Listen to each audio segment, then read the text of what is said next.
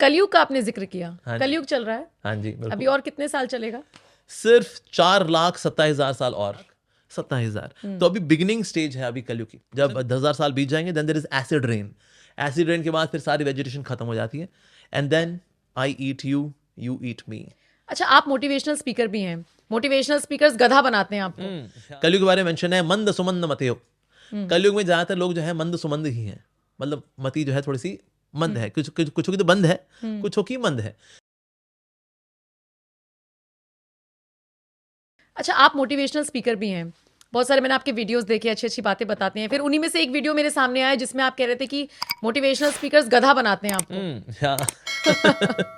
देखिए motivational speaker अगर सिर्फ ये आपको बोलते हैं ना दैट आप बस गधे की तरह काम करो, तो हम बोलते हैं भैया आप बेवकूफ़ बना रहे हैं, क्योंकि खुद भी लगे हुए वैसे, खुद भी डिप्रेस्ड हैं। मैंने कई ऐसे मोटिवेशनल स्पीकर जानता हूँ जो कि वैसे मोटिवेशन की बात करेंगे और आज डिप्रेशन के केस के शिकार है वो लोग, खुद डिप्रेशन की गोलियां ले रहे हैं वो लोग, इलाज करा रहे हैं अपना।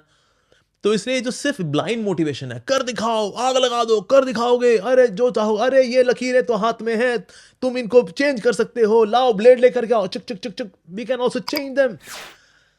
एलॉन मस्क 100 घंटे काम करते हैं हफ्ते में, आप क्यों नहीं कर सकते हैं? अब इस तरह की ना ब्लाइंड मोटिवेशन जो है, ultimately people become donkey's. Actually हमें समय सबके लिए चाहिए, प्रोफेशन के लिए भी चाहिए, हेल्थ के लिए भी चाहिए, राइट। फैमिली के लिए भी चाहिए, स्पिरिचुअलिटी के लिए भी चाहिए। ये वर्क लाइफ बैलेंस होना बहुत जरूरी है। नहीं तो होता क्या है, हो सकता है कोई व्यक्ति ऊपर पहुंच जाए लेकिन वहां लोनली है, वो lonely, I am so lonely. क्यों लोनली है सर आप? क्योंकि आप रिश्ते नाते सब पीछे छोड़ा है, हेल्थ पीछे छोड़ा है। आप जो पैसा कमाया था by being irrational towards money, finally वही पैसा फिर एंगेज होता है अपनी हेल्थ को रिकवर करने में। ये तो बैक टू स्क्वायर वन हो गया ना।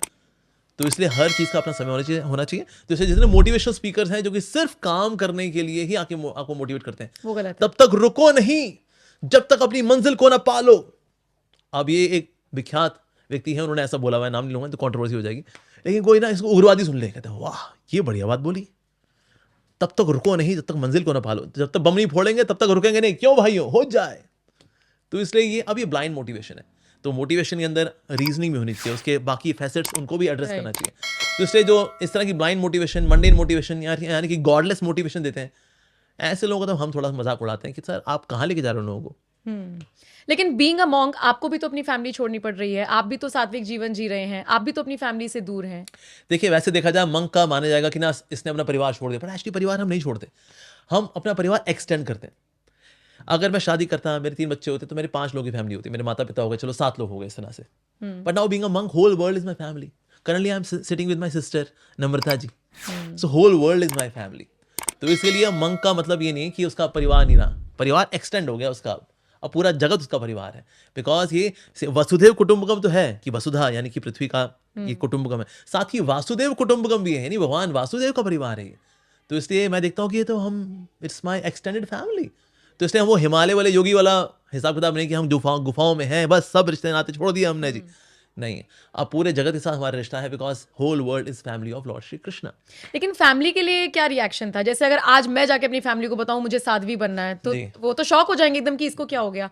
आपकी फैमिली का क्या रिएक्शन था? देखिए शुरू में उनको लगा था भाई इकलौता हमारा बेटा है, हमारी पुश्तें आगे चलती, लेकिन उन्होंने देखा भाई ये कोई उग्रवादी संस्था का हिस्सा नहीं बन रहा है, ये तो हरे कृष्णा ज्वाइन कर रहा है, लोगों को भगवान का नाम सिखा रहा है, भगवत गीता सिखा रहा है, सो दे were very happy.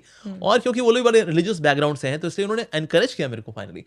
So it is always encourage. But regarding you, जैसे कि है लड़कियों के लिए recommended that they should become गृहस्था, लड़कियों को साध्वी बनना चाहिए, लेकिन गृहस्थ जीवन में जितनी भी महान साध्वी हुई वो सबकी सब गृहस्थ जीवन में रह करके महान साध्वी हुई, वो चाहे जहानवा देवी हो, चाहे द्रौपदी हो, चाहे माता कुंती हो, अंडाल हो, ऐसी कितनी ही महान साध्वी, पर ये सब गृहस्थ जीवन में रह करके पूजनीय वंदनीय गुरु के समान हुई।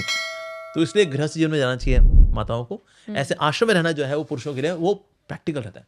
अच्छा, जिस तरीके से आप बात करते हैं या आपका जो सेंस ऑफ ह्यूमर है, अमूमन हमें बाकी साधु संतों में ऐसा नहीं दिखता है, और एक सौम्यता का भाव, सौम्यता आप में भी है, लेकिन एक सेंस ऑफ ह्यूमर के साथ है। हाँ जी, हाँ जी। क्या स्क्रॉल करते हैं, रील्स देखते हैं, ज्ञान की बातें पढ़ते हैं, या इनबिल्ट है? वैसे मैं कहूँगा ये मैन्युफैक्चरिंग डिफेक्ट ही है।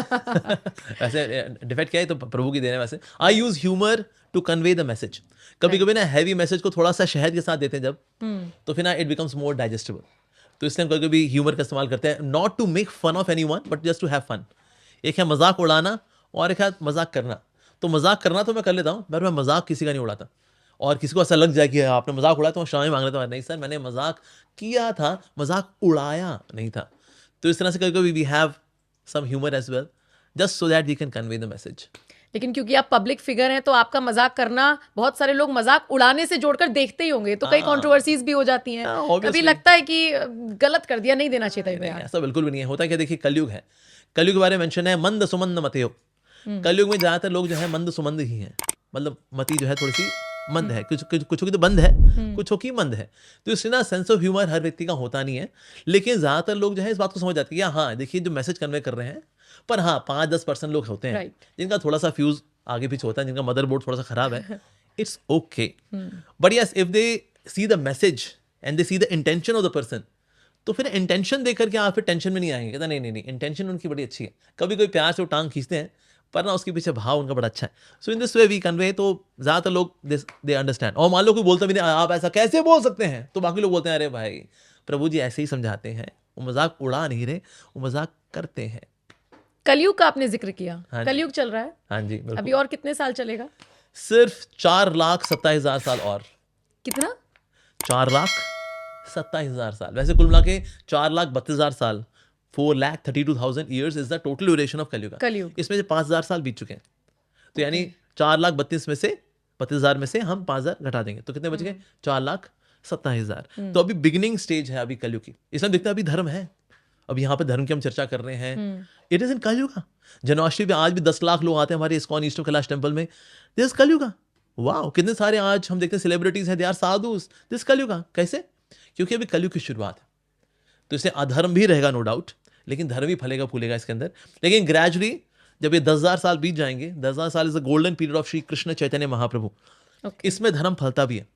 लेकिन इसके बाद फिर धर्म कम भी होगा। जब 10,000 साल बीत जाएंगे then there is acid rain. Acid rain के बाद फिर सारी वेजिटेशन खत्म हो जाती है, and then I eat you, you eat me, ऐसा हाल हो जाता है। तो फिर लोग नरभक्षी बन जाते हैं, and then it becomes proper वाला घोर कलयुग। लेकिन अभी उसको आने में टाइम है, still we have good time to come. तो इसलिए अभी चीज़ आगे बढ़ेंगी, धर्म आगे बढ़ेगा फॉर श्योर।